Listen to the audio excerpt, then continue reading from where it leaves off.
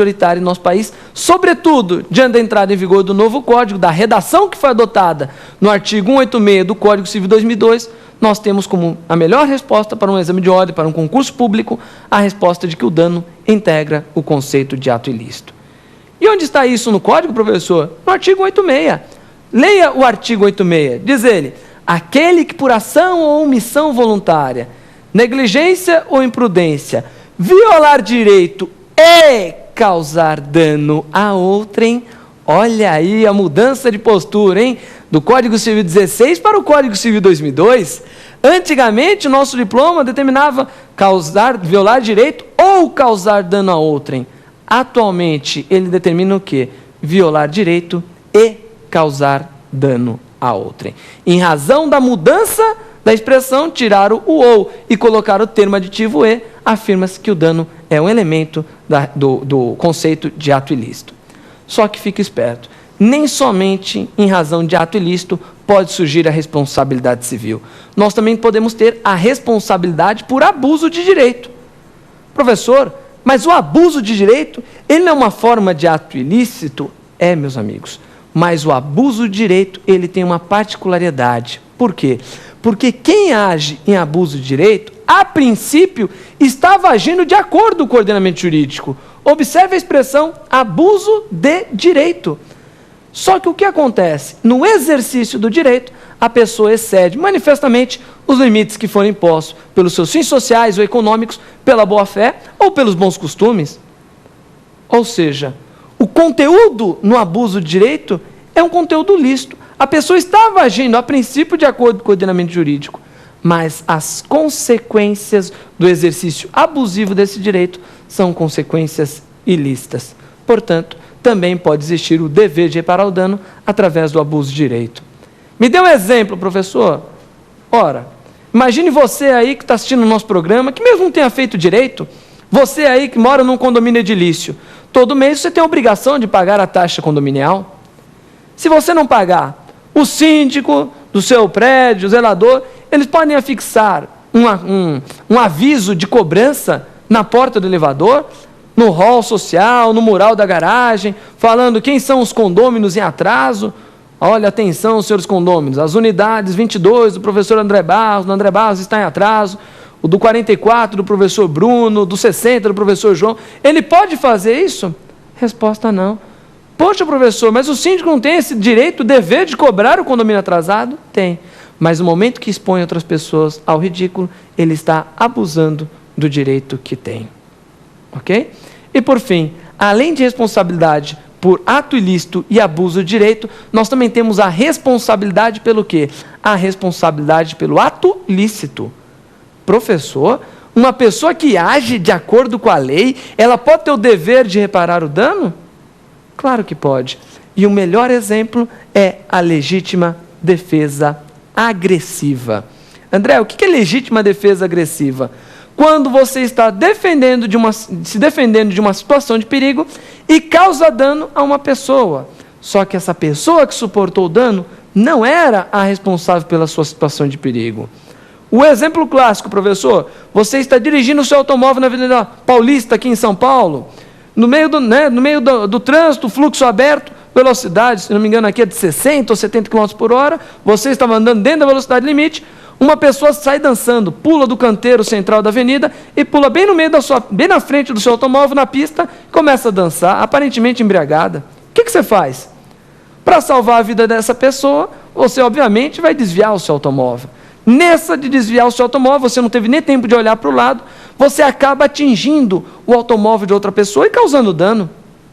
Veja, aquela pessoa do automóvel do lado, teve alguma culpa por isso, alguma responsabilidade? Não. Então, o que você tem que fazer? De acordo com o nosso Código Civil, artigo 188, inciso 2º, combinado com 929, com 930, você tem o dever de reparar o dano para a pessoa do lado. Professor, mas eu não fui o culpado. Então, tudo bem, diz o nosso ordenamento jurídico. Você não agiu de forma ilícita, você agiu de forma lícita, mas você tem o dever de reparar o dano. Professor, mas o culpado foi o cara que pulou embriagado, dançando na frente do meu carro. Opa, meus amigos, você paga a indenização para a pessoa do automóvel do lado e depois tem o direito de regresso contra quem? Contra a pessoa que lhe fez causar o dano ao dono do outro automóvel. Ou seja, aquela pessoa que pulou na frente do seu carro. Ok? Meus amigos, e por fim, professor, e a culpa? O que vem a ser a culpa? A culpa nada mais é do que o descumprimento, do que de um dever de conduta imposto pela norma jurídica. Ou seja, quando uma pessoa age com culpa, ela está descumprindo um dever de comportamento que é imposto pela nossa lei. Exemplo, não causar dano. Cuidado, nós temos diversas modalidades de culpa: o dolo, a negligência, a imprudência e a imperícia. Para o direito civil, como regra geral, qualquer uma dessas modalidades de culpa é suficiente para gerar o dever de reparar o dano. No Pergunte ao Professor, nós iremos responder as questões dos nossos alunos e analisar um pouco mais da culpa. Mas o que tem que ficar muito claro para os senhores? A culpa, ela não é sempre um elemento da responsabilidade civil. A culpa somente é um elemento da responsabilidade civil subjetiva. Quando nós estamos diante de responsabilidade civil subjetiva, é que o autor da ação tem que provar o fato, o dano, o nexo causal e a culpa. Na responsabilidade objetiva, culpa é um elemento absolutamente estranho. Ficou bem claro? No próximo bloco, Pergunte ao Professor, responderemos as 5 questões que foram enviadas pelos nossos alunos.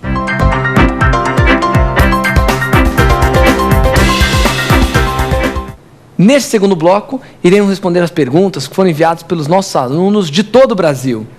E você já sabe, tem qualquer dúvida sobre o tema tratado aqui nessa aula de hoje, como também em qualquer outro programa Prova Final aqui pela TV Justiça, você tem o nosso acesso aqui, você tem o nosso e-mail, provafinal@lfg.com.br. Repetindo, provafinal@lfg.com.br. Vamos agora às perguntas de hoje.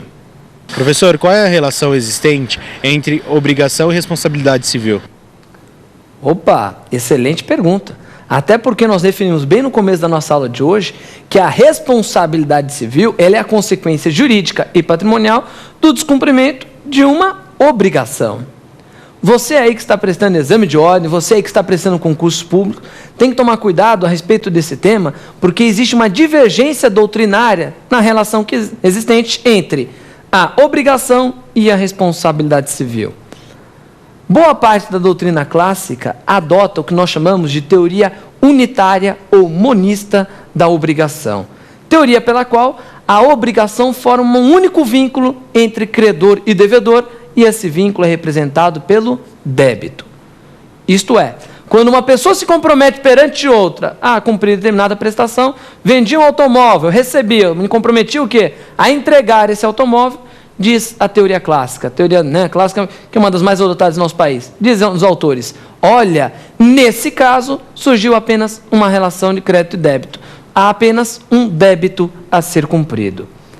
Agora, olha só que interessante, para os defensores dessa teoria monista ou unitária, a responsabilidade civil não se confunde com o conceito de obrigação. A responsabilidade civil ela é vista como um elemento à parte da noção de obrigação. É inclusive muito famosa a expressão de Canelucci, pelo qual a responsabilidade civil é uma sombra da obrigação.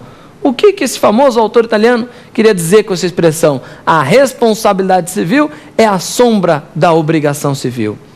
O que ele queria dizer é o seguinte: em toda vez que uma pessoa assumir perante outra uma obrigação civil, seja em razão da lei, seja em razão do contrato, sempre a acompanhar essa obrigação, nós temos o quê? Nós temos uma responsabilidade civil.